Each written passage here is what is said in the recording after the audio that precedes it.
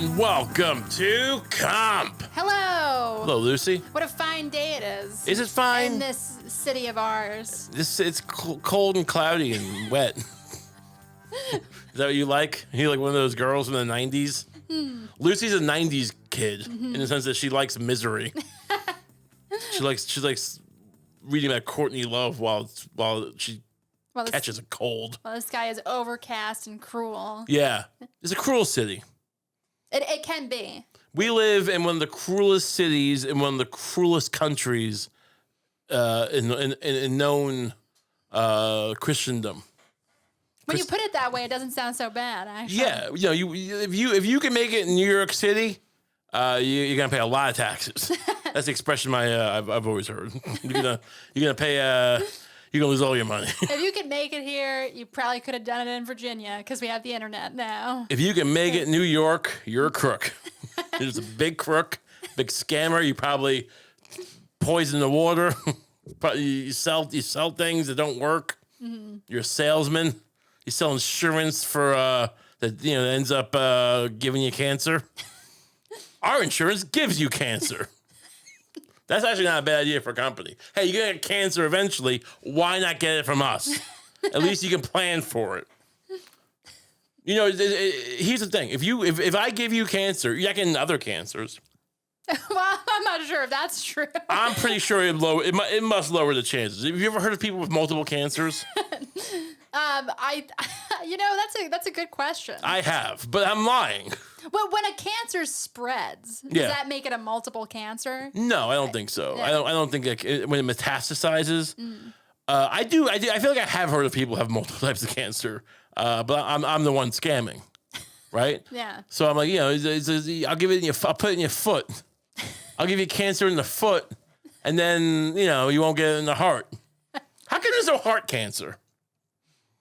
Well, there's blood cancer, right? Yeah, it's leukemia, I believe, right? Yeah. But heart cancer, I've never heard of heart cancer. Heart cancer, it should be organs that you you think you can because that's the thing. Heart cancer, you're done. Oh yeah. But maybe I can live without a spleen. I'm not sure what that does. You don't want cancer in the center of your body, that's for sure. Do I need both lungs? What does a pancreas do? Something to do with diabetes, right? Right, insulin. Creates insulin, some other stuff. Do I need that? What happens if I just eat pig insulin? These are questions you can ask yourself, or you can buy my insurance. I figured this stuff out already. I figured out how to keep you alive.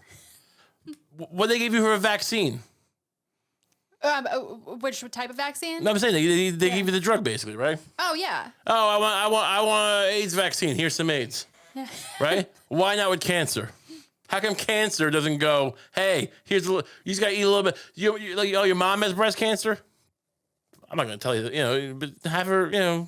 You guys work out how you get it. She cuts a little bit out, whatever. You fry it up like a bologna sandwich, and you eat it. You eat it. This is what makes the heart. The body works on cycles. That's how it works. Yeah, you convinced because the whole thing of cancer. And correct me if I'm wrong, because I didn't only did 3 years of med school, but I believe your body doesn't realize that it's because it's making the cells on its own, so it doesn't know. Oh, I should attack these cells. What if I eat your cancer? Does my body now know? Hey, now we're getting used to fighting cancer, right? Right. You're getting your body used to fighting cancer by eating other people's cancer or injecting it. That's right. Right? Maybe eating's not the way. Maybe we gotta snort it. Maybe we gotta smoke it. Maybe you gotta cut me open and just shove a big tumor inside me. Your body has to get used to the act of attacking cancer cells.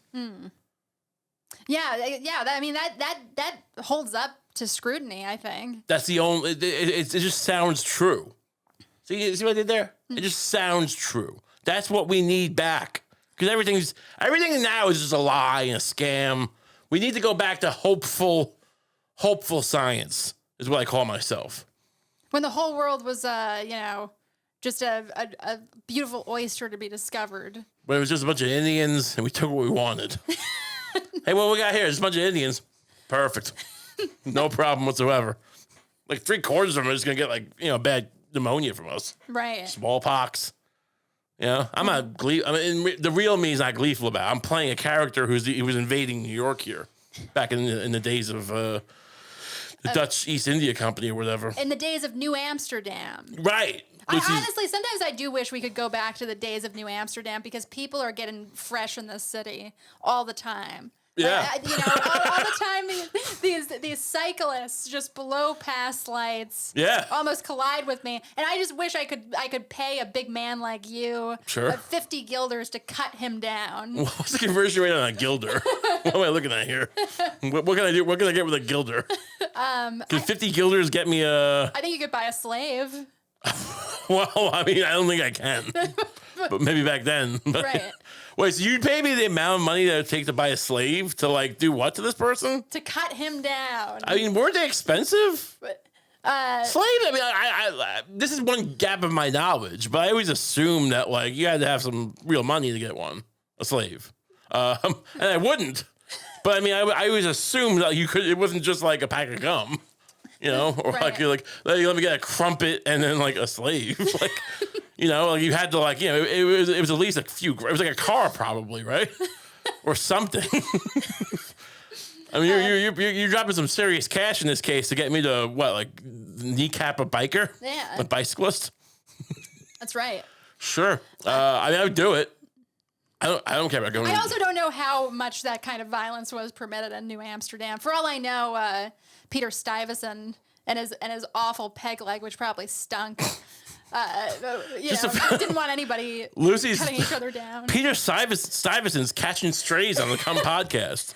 Dude, I mean, Peter, you want me to fill in people on who this guy? Most people don't know who Peter Stuyvesant is. Yeah, fill him in. He was basically educate them. The Dutch, I believe it was the Dutch West India Company, set up the colony in New York for the Dutch, and things were wild. Things were crazy and rampant problems.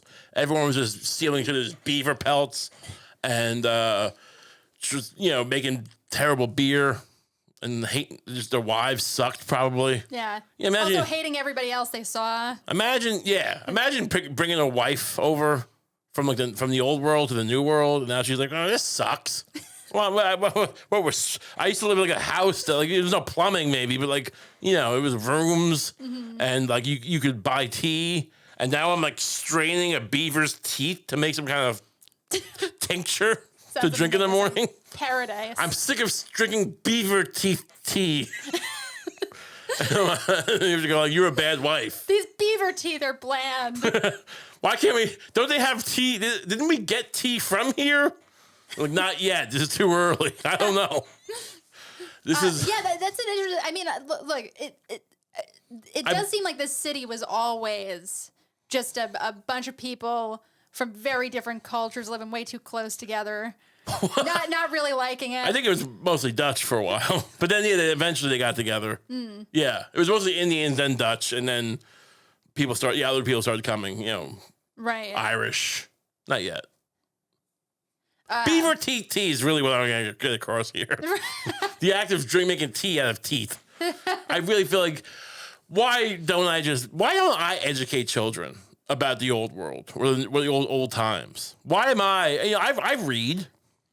It's all. I didn't even tell. So Stuyvesant was basically the guy they brought in, the Dutch West India Company, to be like, hey, can you get this into shape? And he started like beating people, I think, and and muscling them, and he had a peg leg, which Lucie thinks is just disgusting. I mean, it must have. I'm just saying, like, I don't think. Apparently, he lost it because a cannonball hit him. A cannonball tore off his lower leg. Was he trying to get one of those cheap TVs from Best Buy on Black Friday or whatever? And they're like, he's like, and don't go in until midnight. And he's like, I'm gonna do what I want. And they shot a cannonball at him. He's like, oh, I mean business here at Best Buy, the Best Buy New Amsterdam. I think he got a cannonball to the leg in some Spanish war that he had no business being part of. Mind your business. When it comes to Spain having whatever they want, you mind your business. No one needs to go help Spain. Yeah. You're not George Orwell. We're gonna fight in the Spanish Civil War or whatever. But just think about it, right? Like this guy, you get your leg blown off by a cannonball. Yeah. They probably don't have the best, like field surgeons at the time. It's Right. some chop job. You think They're cutting off the meat wherever it looks convenient, and they're cutting off the meat. Interesting. I don't. Wait. Hold on. Do you think his peg leg was his bone? I'm pretty sure it was wood. And then they're sticking a peg leg on it. I just go, there you go. You're a person now again. And it's like, but you know that in the summer that thing was reeking. Well, I mean, the leg or like what the joint? You mean?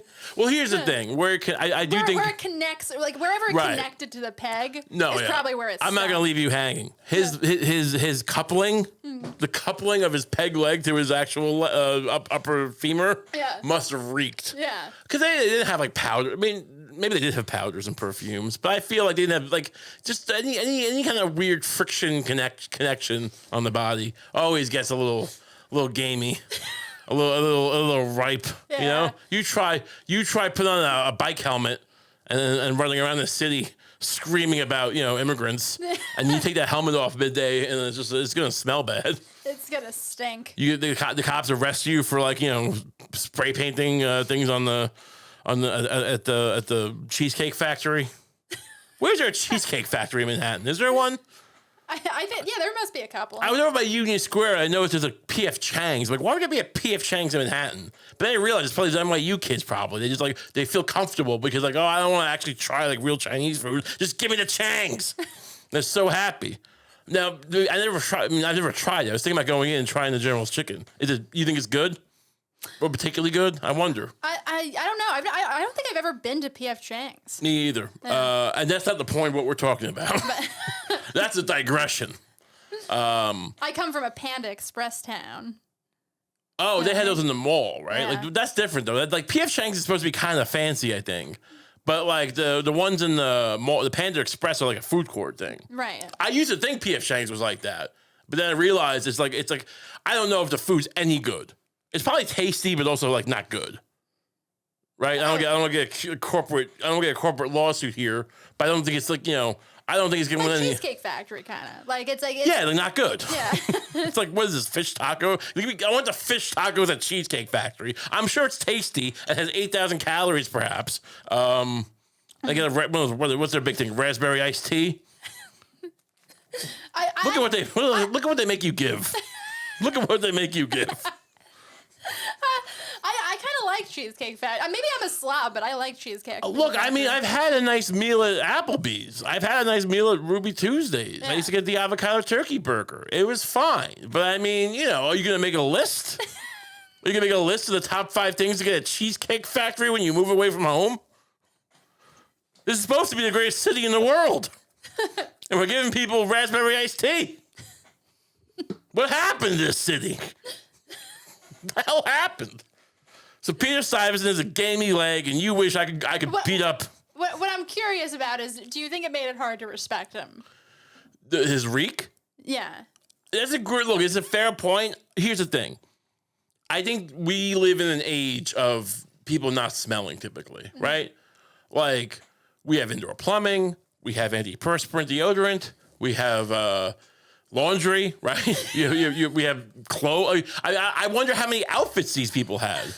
That's a fair question. How many outfits did a typical person in New Amsterdam, which is like the 1600s or whatever, maybe late 1500s? Like, how many outfits would you have? Maybe 2? Yeah. Oh yeah. You wore the same thing all the time. Probably. Right. Some wool. It's probably wool, and you're just sweating, doing work. Your wife would probably try to but she's rinsing it in a stagnant bucket. Where you getting the water? I don't know. Maybe from the East River. That's probably fine back then. So you say, hey wife, go to the East River and get me a bucket of water so I can wash my filth off my clothes. But yeah, so it's I'm saying there's a lot of variables. So I think back then it was part of your milieu, which is the wrong word, but right. Your gunk was part of your aura, your vibe. Maybe it gave you personality, maybe. Or just I'm screaming at you and I smell the inside of my genitals. Right. Just leaked. You know, I smell like all my holes leaked moments ago as I'm yelling at you about how you didn't, I don't know, you didn't like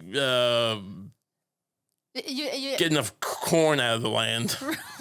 You're not getting enough corn. I made you the corn czar, and there's not enough corn. You didn't get enough for your beads. Yeah, I'm trying to make beads so I can sell wampum to the Indians. Or you're trying to get beads. My wife is buying too many beads from the Indians. At this rate, you borrow the beads from the Indians, they're gonna die of smallpox in a year, and then we're not gonna be able to sell them any of this corn. We're ruined. Yeah. Wampum. It's a great name, wampum. You bought too much wampum. They were ruined. I wonder how many freaking husbands were ruined by their wife using their credit card to buy wampum. Yeah. Too much. What is wampum? It's just beads, right? Freaking just living in this is a wampum world. We're just living in it. Anyway. But yeah, no, it's a hard, brutal city. The struggle is eternal. Yes. In this city. And people go, what do you know about it, Kump? What do you know about it? You are just some dumb hype beast who can't even read. You're just some fat drip king who, when he looks at words on a page, they mold together, and he thinks maybe they're food, and he tries to eat them.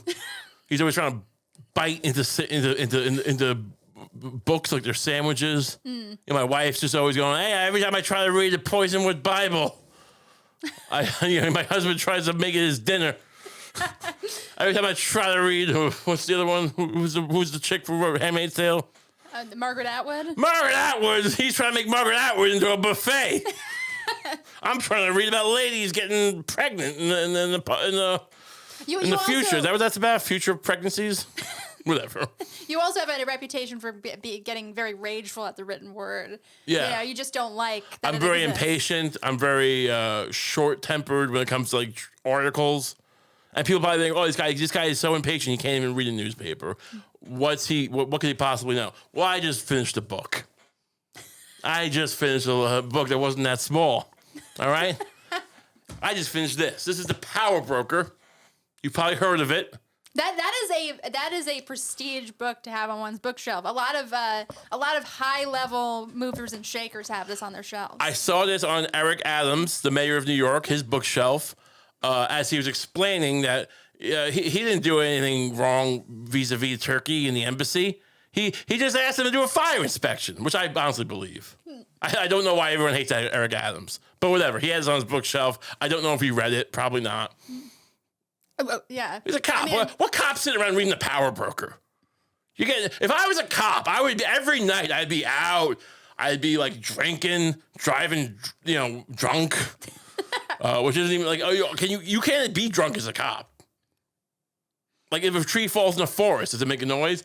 I don't know, but no one's giving me a DWI if I'm a cop. I know that much. So I'm fighting with firemen. I got girls on the side. Sorry, Lucie. I'm playing with my gun all the time. When am I sitting down reading a 1,300-page book? I don't believe Eric Adams ever read this book. But it's good. It's not like he can't. It's a great book, by the way. It's about Robert Moses. It's called Power Broker. Robert Moses in the Fall of New York. That's an intriguing title. Yeah. Because you think, well, New York's still here. What do you mean? But then you live here and you go, oh, this is all his fault. This all can be traced back to him. Because this guy... this wound in my stomach, this is all Robert Moses. Right. But as you're reading it, and I knew about it. I grew up in Long Island. We had the Robert Moses Causeway. There were schools named after him. I didn't, all the park... I knew he made the parkways. And one thing there's a beach named after him that the families love to go to in the summer. Which beach? Robert Moses Beach. Which one's the Robert Moses Beach?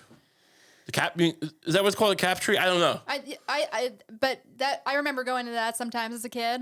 On Long Island? I think on Long Island. You might be right. I mean, he made Jones Beach. He made a lot of beaches. Yeah. He made all those beaches. He made all those. Gilgo. I wasn't sure they named one after him, but they probably did. Oh, Robert Moses State Park. Mm-hmm. Yes. Right. The place where they found the Long Island serial killer, where they found those women. Right near his beaches. Just for a frame of reference.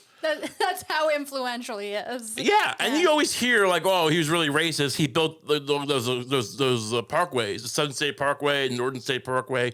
He built, every so often, any highway, you always have those bridges that go over people who aren't on the highway, obviously, the overpass bridges. And he built them too short. Everyone knows this. I feel in Long Island, I feel like a hack saying this, but you might not know about this. He built them too short for buses to go through. So public transportation couldn't bring not just black people, but poor people in general, but also black people. And it was something you heard about and you go, oh, he like slipped that through. Like no one ever addressed that. But that's like, what a sneaky guy. But in the book, that's not even top 10, like what he did wrong. And like, but they went to him and they go, even like Al Smith, the famous governor who he worked for, was like, did you build bridges that like black people couldn't get to the park with? That made it so buses couldn't? Almost death. Yeah, is that a problem? He's like, well. Yeah, you want an autograph? You're welcome. Like, unapologetic. He just didn't. I'm lucky. Was he the most racist guy?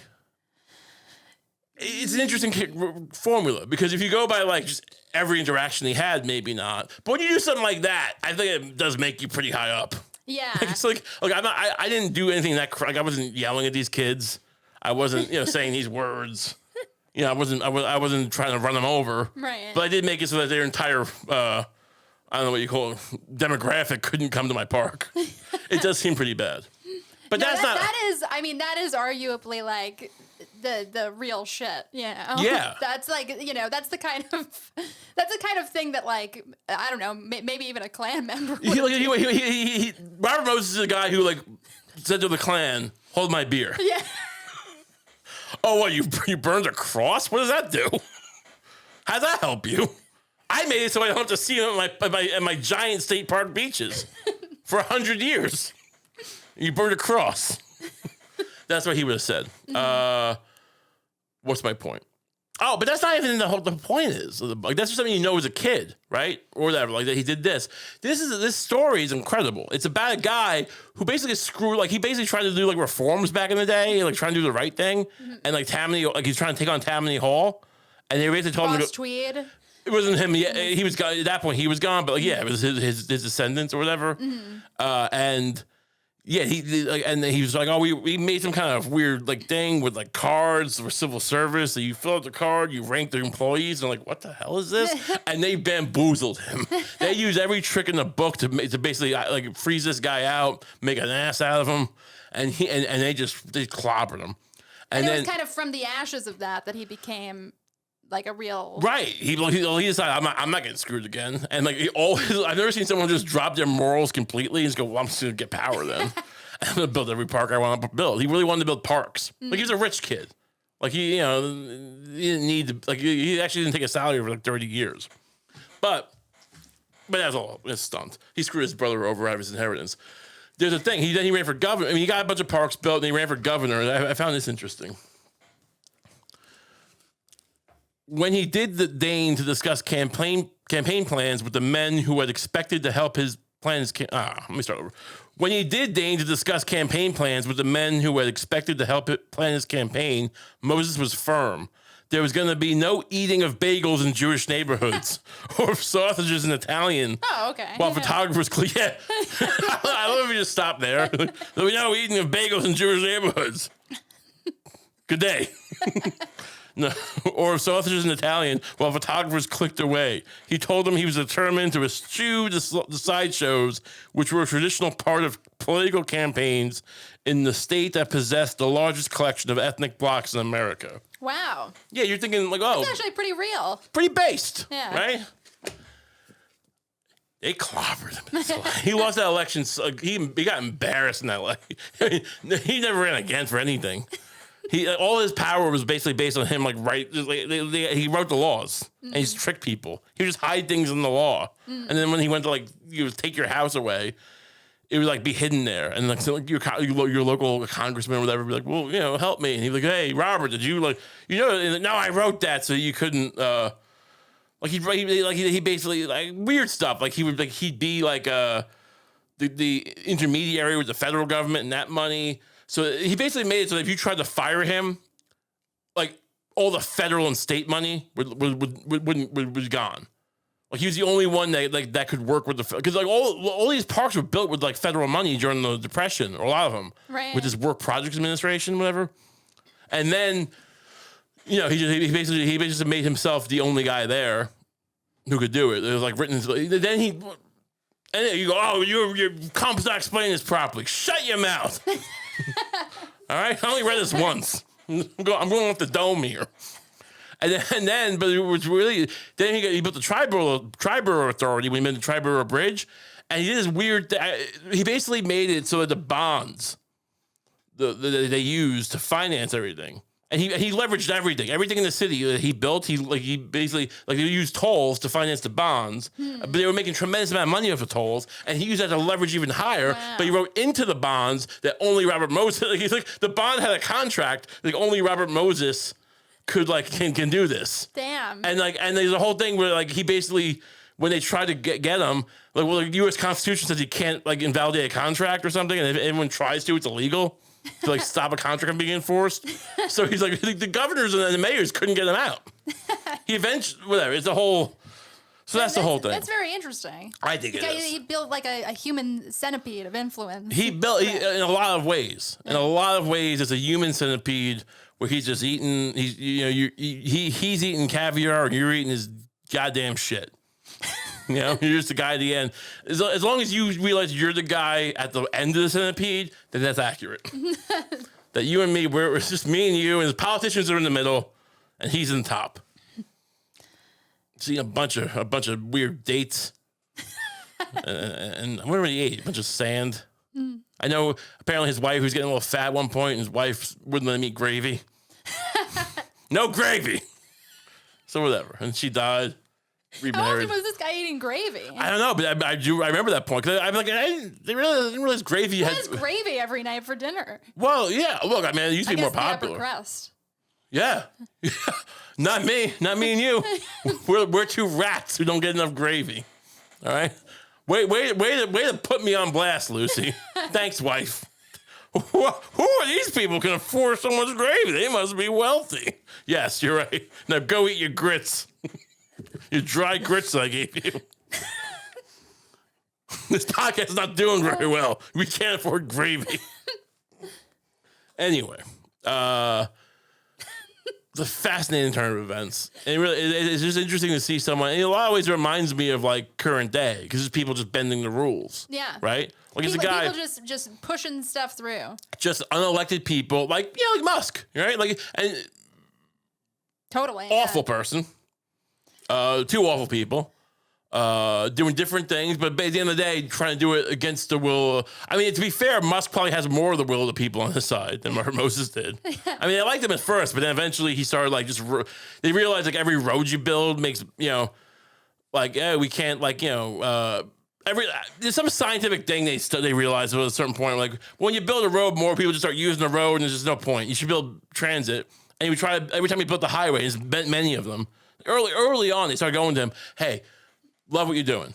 And we're not going to try and question what you're doing. No one would. We can't anyway. You're the great man. We're nothing. Just once more.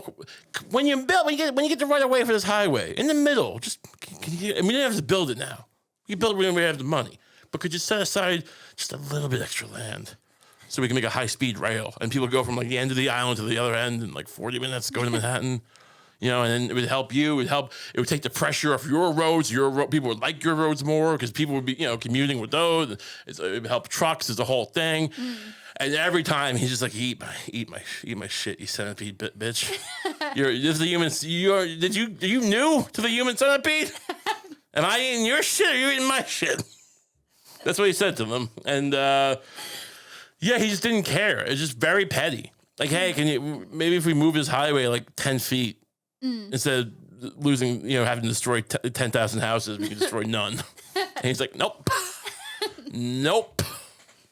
They even said, we'll do a study. And he's just like, the guy looked at the study and he found it to be the same amount of houses with your thing. How's that possible? And they realized, he just had them look at the wrong study or the wrong spot.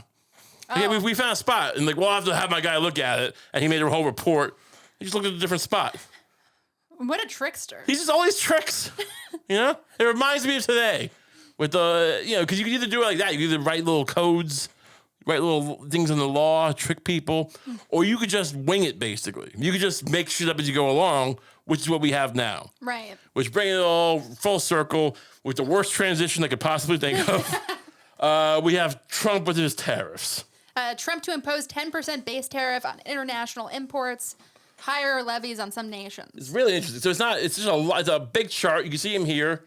What do you call that kind of board? It's like a little sandwich board. Somebody should be holding that for. Is that a sandwich board? I thought sandwich board. I wish it was a sandwich board, because I thought a sandwich board was when you had it was like a V and it was a hole and you could wear it. It's like Trump would be walking around, think Washington with a bell, going like, tariffs here. I got a lot of tariffs. Do they show this guy any respect? That somebody can't hold this for him? Yeah, why? I mean, he likes props. He likes to have a nice little, like, I mean, I'm sitting here reading the Power Broker, No one's holding it for me. I'm not even the president. It's interesting. There's a lot of, so every country has different tariffs. He's got lots of tariffs here. Let's see. Can you read some of these tariffs off? We'll go back and forth. Vietnam, 90%. 90%. That's a lot. That is a lot. Because it's the Gulf of Tonkin? Yeah. We're still sore about it? They killed our boys. Interesting. What's the next one? Let's see. You got China at 67%. That's a lot of money. What else? We got fat girls, 42%. I don't know. Yeah, I mean, it's going to raise the price of fat girls. I mean, I'm not sure he knows how terrorists work. What else we got? Let's see. European Union, 39%. Girls who are teases, 14%. That's lower. I guess he doesn't mind as much. Pick-me's, 10%. That's reasonable. What's a pick-me? A pick-me is a girl who, she's a try-hard. Oh, okay. Try hard with men. Like a girl who, one of those girls who's like, hey, like, I think women should be shoved in the trash. And you go, I'll make you my wife. Lady plumber, 75%. That's reasonable. Thailand, 72. What do we get from Thailand? Does that mean like if I want to get my my nice Thai sausage fried rice, is that gonna raise that price, or is that they're here already? Thai sausage. I don't know if Thai sausage is special from Thailand or if it's just Thai spices on regular sausage. These are the questions that have to be answered now. Right. Rosie O'Donnell, 200% tariff. No, but he's a lot of tariff. It's actually destroying the country. I don't know if anyone's. I mean, I know you've been kind of. Your whole thing, Lucie, correct me if I'm wrong, has been, let's see what happens here. I think it's fine. And I've been kind of like, very skeptical of Trump, but you've been kind of like, I don't know, let's see. Maybe he's got a plan here. Do you feel like you have egg in your face? I wouldn't characterize myself as saying quite that, but maybe that was me. No, But yes, I was wrong to vote for Donald Trump. This does seem like he has no idea what he's doing. The market is tanking. I guess it's possible that, these countries will come back and say, because apparently people are saying Canada is like, offering to take off his tariffs. See the thing, people go, why is it okay for other countries to tariff us? Well, I'm not saying it is. This is, as far as I can tell, these are all a lot more than they were tariffing us. I guess he's trying to do shock and awe, maybe. I don't think that's. I don't. That's giving him too much credit. I've never thought he was an idiot. Yeah, I mean, look, maybe the idea is that after doing this for a little while, I don't think he's the most nuanced speaker, and I don't think he necessarily. Sometimes you argue he shoots himself in the foot sometimes strategically, but I do feel like he has great political instincts, and and a lot of the stuff he does is cruel. But this is the first time where I'm like, this is really just the dumbest thing I've ever heard in my life. Yeah, I mean, historically, it definitely seems like, this is bad for everybody's economy. Yeah, what's that book, The Wealth of Nations? Mm-hmm. I read that too, by the way. I can read. That's also a big book. And the whole thing is basically, it's one of the cornerstones of capitalism or whatever. Mm. Adam Smith, The Invisible Hand and all that. You familiar with it? Yeah. You've heard of it? I have heard of this. Well, I've read it. And a lot of it, like most of it, is just him listing how tariffs didn't work. We tried this tariff, didn't work. They put their own tariff, they put another tariff, and they raised their tariff. It got tedious, honestly, to read this book. It's just all about, it's all it was. You know, I think we misread this because it's actually, I don't know if any of this is true, first of all. But, like, I guess the one in yellow is actually what our tariff is. And the one in blue is what they were charging us. Yeah, I just want to do my bit about the fat girls, so I mean, that's fine. If you're coming to me to figure out the tariff numbers, I mean, I have read the Power Broker, but I'm not that guy. I'm not the guy you add the while we're here, like and subscribe, and join the Patreon if you like, and we get an extra episode every week, right? Mm-hmm. Sure do. And we're speaking about YouTube mechanics, but we're probably at the show where you save the video. Or add to a list so you can reference it later to write your term paper. That's not really the kind of demographic we're serving here, I don't think. But whatever. But so while we're here though, what are we looking at? We're looking at, so what is China's tariff now? They've already got a 67. I don't think they have a 67% tariff against us, do they? Yeah, I don't know what these numbers are from, but I do know that the market's tanking and that people are like, look, should Canada be able to do tariffs on cheese or whatever, or like Italy do cheese, and we I don't know that we have no tariffs though. But then but that's my thing. Like, can you protect? It's probably good to be able to protect like your few things. Like if you're France, have some tariffs on your wine. More so, I think it's more like you can't call your stuff champagne. Right. That I think works well. I'm not sure if the tariffs actually help them, but maybe. But if that's your whole thing, all right, maybe. Like you don't let people come in and just sell. Like when Britain wanted to sell all their opium to China, and China got mad because they were selling their own opium. Yeah, that's what happened, right? No, right. Wait, I thought China wants to get rid of the opium, right? Yeah. I need to create an environment where I can do those jokes like that, and then like a bunch of nerds will be like, "That's not what happened." I need a bunch of nerds that I can make smart. I can misspeak and have nerds complain. I can like, shut up, I know. And I go into a rant. I need to abuse people more. I need a gaggle of nerds. like a pit, right? Like a pit of nerds. A pit of wonks, policy wonks. Anyway. You would bounce well off of 3 Ezra Kleins. I'd bounce well off of concrete too if I jumped off a building, but we're neither here nor there.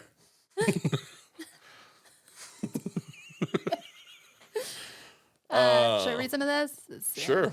Donald Trump rolled out sweeping reciprocal tariffs Wednesday on trading partners and allies across the globe, declaring that foreign trade practices have created a national emergency. The president unveiled a baseline 10% levy on all international imports, plus what he described as an additional kind and discounted tariff rates that will increase but not match the rates other countries apply to American imports. It's crazy. It's crazy. It's a crazy time to be alive.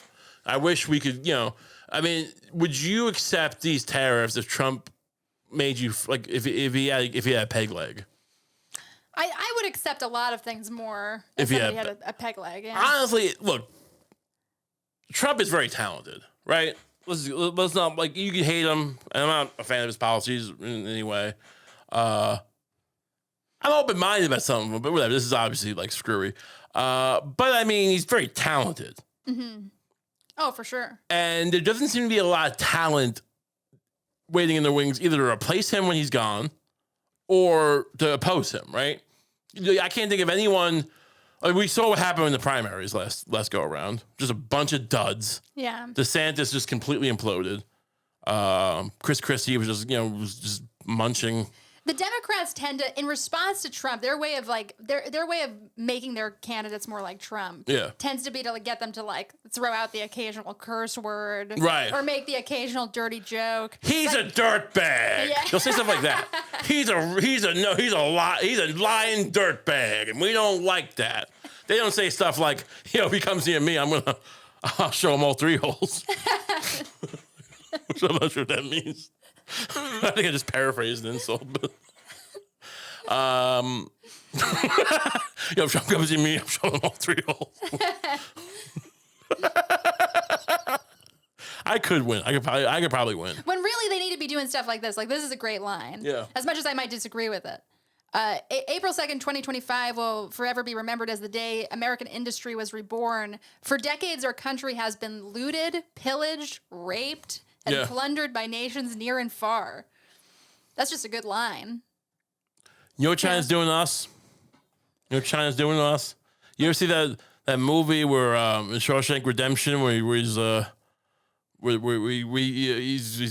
gay guys beat him up, and then the guard goes to throw Andy off the roof, but then he decides to make that gay guy have to suck through a straw, for rest of his life, something like that. Yeah. Not as good as Trump. But now Republicans have signaled support for the terror. This is all nonsense. It doesn't matter. The point is, we need to go. No, the talent issue is my point. The talent, we need to develop talent that can kind of like, we need to learn from the past perhaps. And some of that might be until we get better quality people, because they're staying home. They're staying out of it. So the people we do have, we need to kind of help them out. And yeah, maybe some of them, and voluntarily, we're not going to do it by force. I don't have the legal authority to do that. But we cut their legs off and replace them with wood, and not new wood, like a piece of a tree. Right. What tree? Like I want someone to say, "Hey, what tree did you cut your leg off of?" And they go, "Oh, some rotten one, some rotten one I stole." Imagine driftwood, like driftwood legs. That'd be terrible. Yeah. Driftwood's just so terrible. It's like it falls apart. Right? It's rotten. I want ants crawling around in there. Is driftwood inherently rotten, or is it kind of just wet? You want ants crawling around? That would be kind of nice. Honestly, if you could, I would cut my arm off if I could develop an arm, kind of like the Colonial gun hand. But instead of a gun, it's just a bunch of ants that come out of your hand, like your arm, when you like smack it on the table. Like I'm waving my hand around, and just ants are flying out of my arm at you. And I'm like, I told you I don't want these damn tariffs. I just read Adam Smith, the book just came out, and he's saying tariffs don't work. I'm just waving my hand, and ants, wave after wave of ants is just like going in your mouth. I told you, don't want tariffs. This is a free market. The invisible hand. Like, well, my hand's visible. It's 10,000 ants inside of it. That would be so masculine and intimidating. It's not even funny. This is how the world wins. The world might end with a whimper, but it gets brought back to life by a handful of ants. And the hand is attached to a piece of driftwood, which is drilled into my body. All right? It's not, I'm going to have you just drill it. Like someone's going to cut my arm off. I'm going to have a stump, and I'm going to get you. I'm going to take my power drill, my an 18-volt Black & Decker. Not the best, but whatever. Stop bragging. It's not bragging. My Keter would be nicer, or a nice Milwaukee. But I'm stuck with a Black & Decker. I got a Target. And we're going to have you take that and just drill a piece of driftwood into my fat torso. Somewhere. So it'll be hanging there. It's not going to be on a hinge with a ball and socket. It'll just be kind of just drilled into my body. But like in the way where if you just, I don't know if you understand this, but if you just drilled a piece of driftwood with like three screws, it would kind of still flop around. So I can kind of like lift it up like this, like my other hand, and just wave it. And that's kind of what I'm envisioning. Oh yeah, you're always just seeing the wound in there. Yeah. Look, no matter what I'm running for, no matter what my position that I'm trying to get is, you're going to see a wound or two. I'm all about showing the wounds, Some people have this philosophy where, show the, what do they say? Show the wrinkles, what am I thinking of? This expression. We let people see the warts and all. Warts are the least of my problems. I've got rotten wood drilled into my body. I think somehow my body's rotten. Not infected, just rotten somehow. Like my body's becoming wood. The wood's like spreading inside me. I think it's got little the ants might be forming what would happen if the ants formed a colony inside my body? These are all questions. Then you would become one with them. They better do what I tell them. I'm not taking any orders from an ant. Yeah. I'm the queen. Anyway, let's move on from So what do you want to move to? You want to? I'll let you pick the topic. Let's move on. Ooh, I get to pick. Yeah, Lucie gets to pick. Let's talk about this story. Is kind of interesting. All right, what do we have here? We have a trans girl was banned from her track team. Now she's competing with the boys. Hanging with the boys. Hanging with the boys. Is that Top Gun, the volleyball thing? Yeah, is that it? I think so, yeah. Hanging with the boys. What we got here? What's What's the story? Eliza Munchie. Bad last name. Is that, yeah, what is that, like Swedish? Kneeled on her bedroom floor, curling her lashes. She dabbed glitter into the corner of her eyes and debated whether to tie her hair into a French braid or two. She slipped on her green jersey and headed to her first track and field meet. Look, I don't know what the Washington Post is trying to do here. I don't know. I'm not like trying to play gotcha on trans kids or whatever. Yeah. But like, is that maybe some women athletes do put glitter on and like that's their main thing, getting ready for a match or whatever. Right. Is like get your glitter right.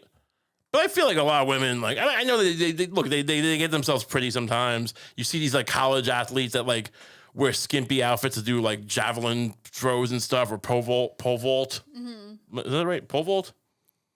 Right, pole, yeah. Pole vault. Yeah, You're vaulting on a pole. Yes. And they're wearing these very skimpy, like it happens. But this is high school. I don't know. I don't know if necessarily they're putting glitter on. But that's beside, it seems like a weird, whatever. I kind of think that like if the kid's just playing sports, yeah, because their parent wants them to play a sport, right, and they'd rather be on their floor putting glitter everywhere, yeah, I don't think it really matters.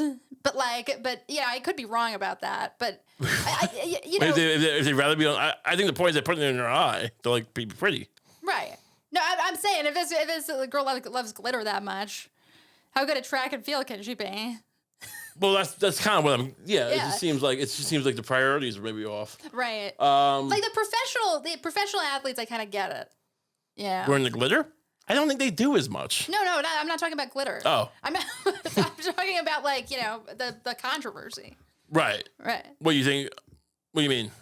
Like you think professionals they should allow trans women to be? No, the opposite. Right. I think that I get why there's a controversy about that. Sure. I don't get it as much with just like high school kids who aren't even good at it. Well, I think some high school kids are good at it, and like and the whole point is that like you shouldn't be able to like like people say, oh Riley, who's that person? Leah Thomas. Mm-hmm. Well, Leah Thomas. Like I'm not like anti-trans people or whatever, but like the sports thing it just seems like it's messy.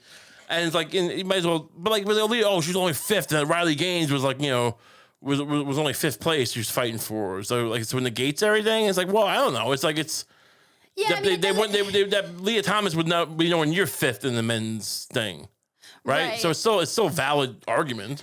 Yeah, I mean, I don't like Riley Gaines. The fifth place competitor, as boring as they are, they have rights too.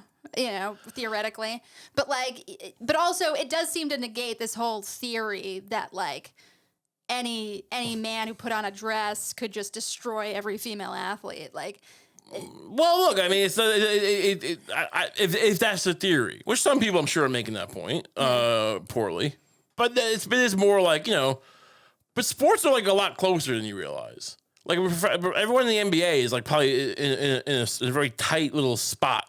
Statistically or whatever, but like, and like LeBron James versus the worst guy in the NBA, let's just say, even though he's getting a little old, but like the actual difference isn't that much, but it's just consistently enough more that like he makes him look stupid every time, and a lot of these guys do. It's you're dealing with very tight little thresholds. Like if you watch Formula One, which it's not a sports in the car, whatever. I don't care. I haven't watched this shit in years.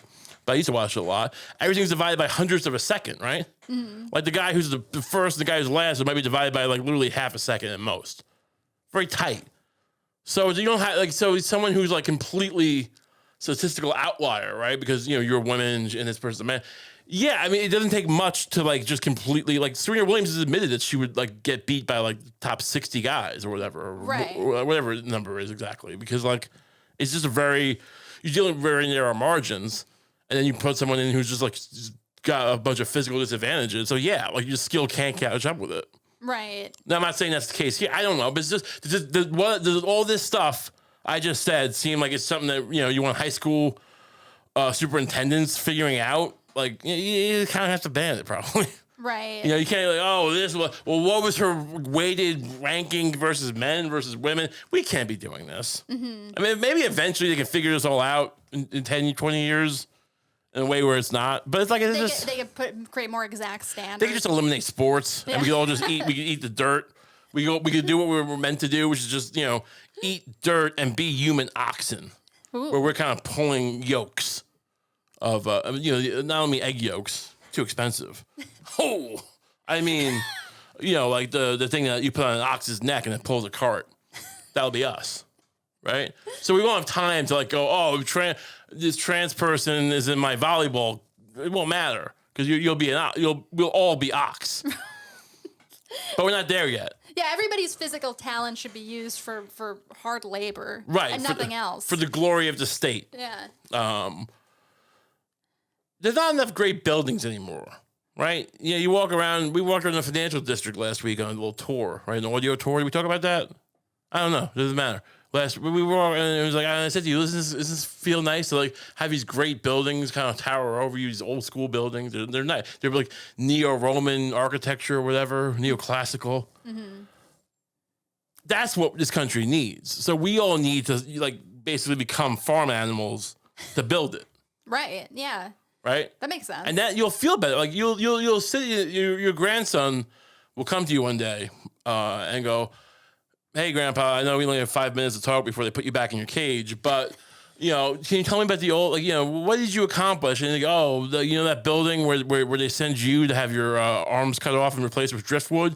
I built that. I helped build it with my, I with a bunch of other, we had this, me and 20 other guys had this weird circular yoke that we all put on, and we had to move and the guy whipped us as we moved in synchronicity. 1, 2, 3, heave. 1, 2, 3, heave. And eventually we moved these bricks to build that building where you now go to have your arms cut off when you're 16 years old to replace with driftwood. You go, well, this future city that you're talking about, this dystopia, they do this to kids. Technically, they won't be kids anymore. 16 will be the legal age. You can get drafted and have your arms cut off, replaced with driftwood. I mean, why would that stay 18 in something this bleak? Oh, but we'll still have child labor laws. I don't know. That might go the way of the dodo. But don't quote me. What are kids doing with their free time anyway? I'll tell you what they're not doing is building a place where I can get my arms cut off. That's a problem. I think it's a very big problem. I would like I wish this girl good luck. It just seems to me, look, I mean, I think I just displayed a bunch of nuance, right? Yeah. And like, it's not that I don't care or I'm not compassionate, but it's more like after hearing all that, would you go, well, no, but I like all this stuff that's like really, this makes people kind of like really mad at like, you shouldn't be, you should be able to go, well, look, I don't think this is true, but overall, like let them have a nice life. Right. But it drives people to overreact. And is it really worth it to play volleyball in high school? Yeah, like I think that at some point, some advocates kind of got the idea that sports historically have been like big moments for other kinds of equality, right? Like racial equality has had like in this country has had like big historical moments in sports. Sure. But it's just not going to work. Jackie Robinson. Right. Yeah. But nice. It's like, but this stuff, this is like anti-Jackie Robinson kind of. Like, like the visibility in this arena might actually do more harm than good. Oh, yeah. Like, Jackie Robinson, I mean, it's a very... Because most trans people aren't like... Not as good. They're just not as good as Jackie Robinson. That's the biggest problem. Yeah. If you show me trans people who are just as good as Jackie Robinson, we'd have a different discussion. But they don't tend to be. You show me the trans Jackie Robinson, and Jackie Robinson was like amazing. Mm-hmm. Would they, You're right. Actually, in order to have a trans Jackie Robinson, you would actually have to have a trans woman compete with men and just dominate them. What if LeBron James...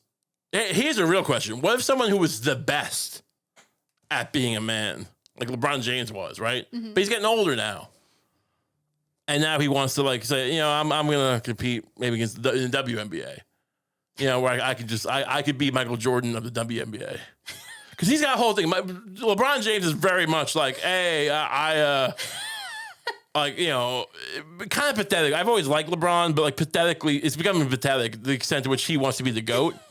And like people behind the scenes making a case that he's the GOAT, and like Rich Paul and all these guys, and like pushing it and stuff. You know it's coming from him, and it's like all these things. Like it's always new metrics, like his longevity, and like no player's ever gotten this many layups after in his 23rd season. It's like, well, most guys don't make it that long. Whatever. My point is it's like Michael Jordan just play every season he like was in. Don't at me, but the impression is just, you know, the whole vibe is like when I play, I win. Right. If you know, don't count when he went to the Wizards. I'm not sure why. But reality is, you just knew it. You knew he was the GOAT. No one really argued. A few guys are like, I like Robert Parrish better. You know, or I think Larry Bird's the GOAT. But mostly people are like, this guy's, I've never seen him like this. You don't have that with LeBron. You don't have that same kind of like, wow, no one's ever going to beat this guy. Right. In history. This record's never be. People say about Rude, no one's going to break that record.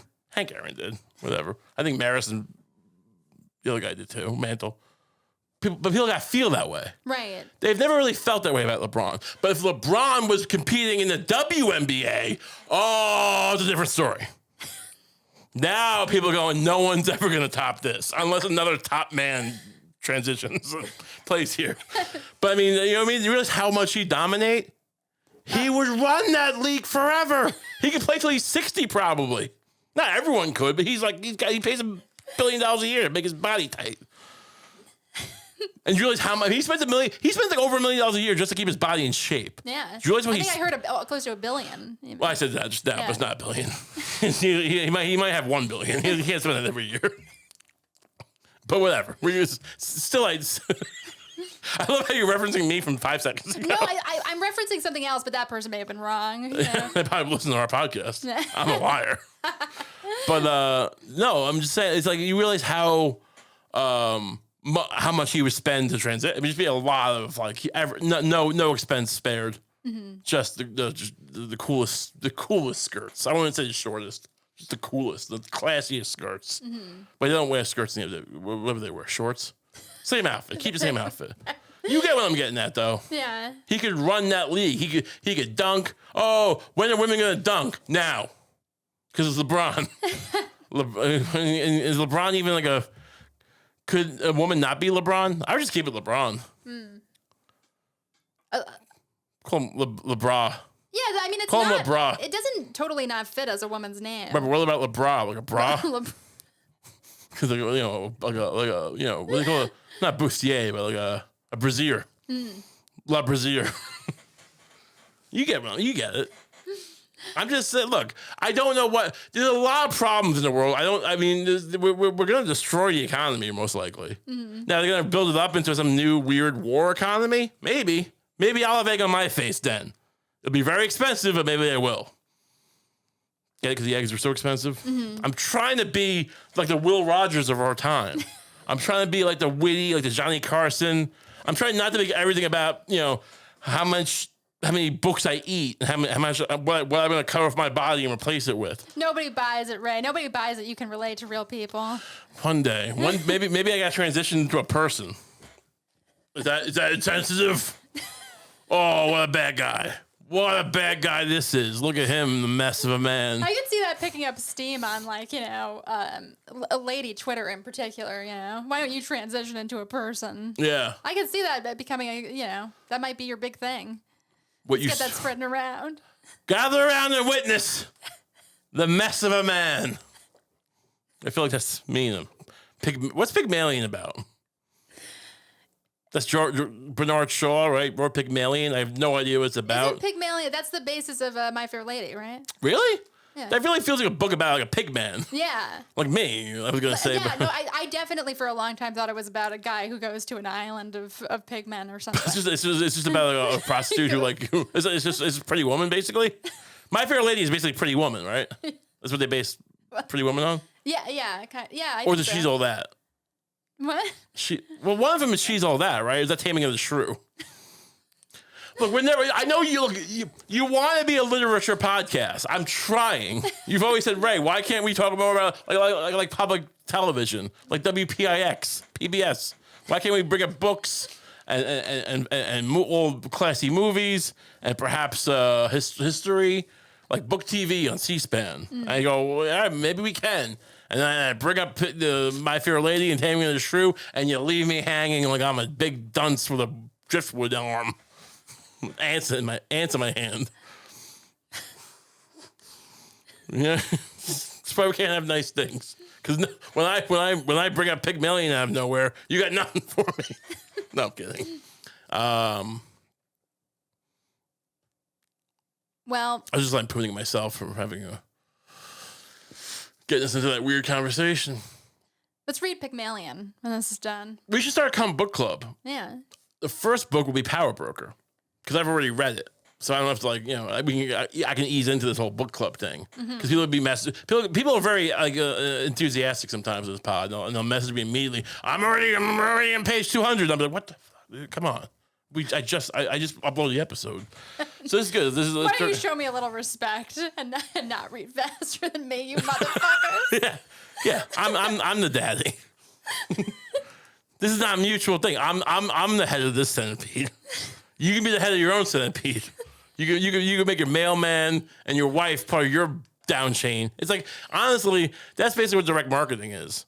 It's just human centipedes all the way down, right? People always talking about the down chain, right? That's right. Oh, I'm down chaining this guy. You're in my centipede.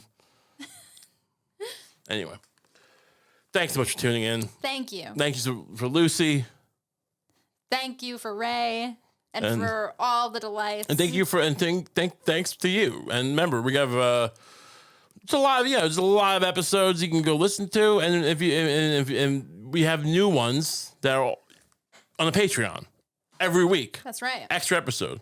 You go, oh, I wish there was 2 episodes a week. There are. You got to sign up for the Patreon, and then they're there. So it's not a big deal. Patreon.com/RayCump. And if you don't want to do that, you can still like and subscribe. That's literally the least you could do. I guess the least you could do is listen. But come on. I'm sitting here. I got ants in my hands, and you won't even subscribe. Go to the notification bell. Go in there, go in your settings, and go make sure that when Kump comes out, you tell me about it, and I know.